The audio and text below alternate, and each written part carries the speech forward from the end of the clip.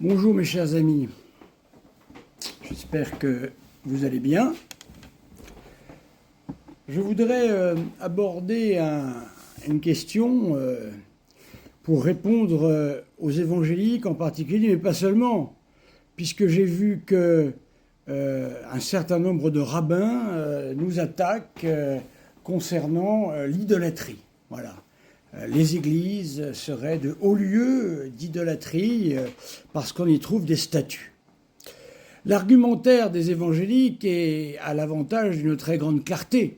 Il s'appuie sur le décalogue précisant l'interdiction des images taillées. Alors que dire ? Tout d'abord qu'il va y avoir un concile œcuménique pour répondre à cette question. Ce sera le 7e concile œcuménique. Effectivement, leur grand argumentaire repose sur un passage biblique. Excusez-moi, il faut que... Voilà, là ça devrait être mieux. Repose sur un passage biblique. Je vais prendre la Bible, la Sainte Écriture. Ce passage est Exode 24. C'est leur grand passage. Exode 24. Alors, Exode 24, allons-y. Que dit Exode 24 ? Tu ne te feras pas d'image taillée, ni aucune figure de ce qui est en haut dans le ciel, ou de ce qui est en bas sur la terre, ou de ce qui vit dans les eaux, au-dessous de la terre. Tu ne te prosterneras point devant elles, et tu ne les serviras point. Voilà. C'est clair, net et précis. Nous sommes dans la première alliance, dans ce qu'elle a de plus antique, en quelque sorte.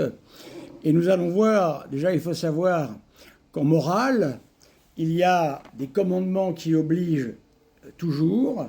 On les appelle les commandements semper pro semper. Par exemple, tu ne tueras pas. Attention, tu ne tueras pas la vie innocente. Celui-ci oblige à tout moment. Il n'y a aucune excuse pour ne pas lui obéir. Par contre, il y a des commandements qui ne sont pas semper pro semper et celui-ci en fait partie. Alors, Dieu connaissait la faiblesse du peuple choisi et son grand penchant vers l'idolâtrie des peuples voisins. Imaginez ce petit peuple entouré d'immenses empires qui pratiquaient bien volontiers l'idolâtrie. Alors, ces images auraient mis en danger le culte d'un Dieu unique et spirituel, ainsi que toutes les ordonnances rituelles de l'Ancien Testament.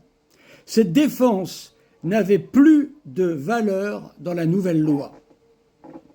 La mission du christianisme était au contraire de faire honorer le Très-Haut avec le concours de tous les arts, de la musique, de la poésie, comme de la peinture et de la sculpture.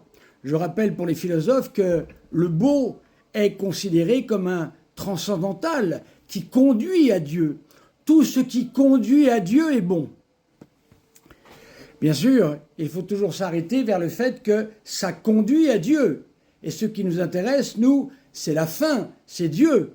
Même si le conducteur est magnifique, ce qui compte, c'est ce vers quoi il nous conduit.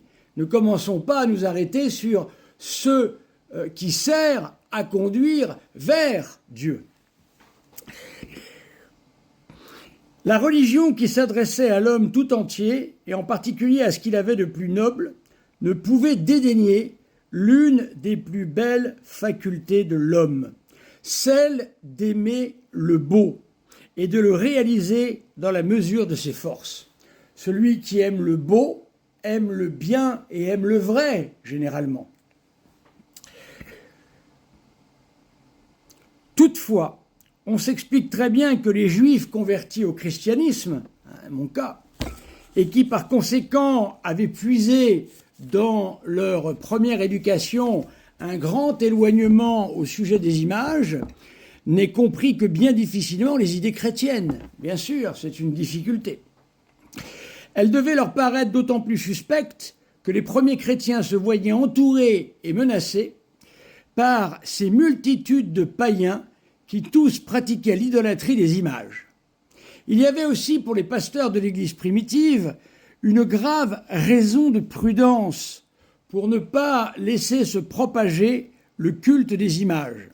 Il importait en effet de ne pas donner à des païens nouvellement convertis quelque prétexte ou quelque tentation de retomber dans le paganisme. Afin de ne pas paraître à ceux qui ne la connaissaient pas parfaitement, introduire une nouvelle espèce de paganisme. L'Église dut s'abstenir de faire exécuter et de vénérer les images du Sauveur.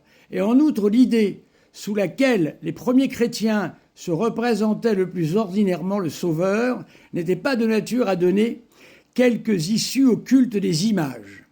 L'Église, en proie aux persécutions, était plus portée à se rappeler son fondateur dans son état d'esclave, sans aucune splendeur, est devenu l'objet de haine, tel, en un mot, qu'Isaïe avait représenté le serviteur de Dieu. Nous allons prendre Isaïe 53, 2, 3, bien sûr, passage extrêmement célèbre qui décrit le Messie.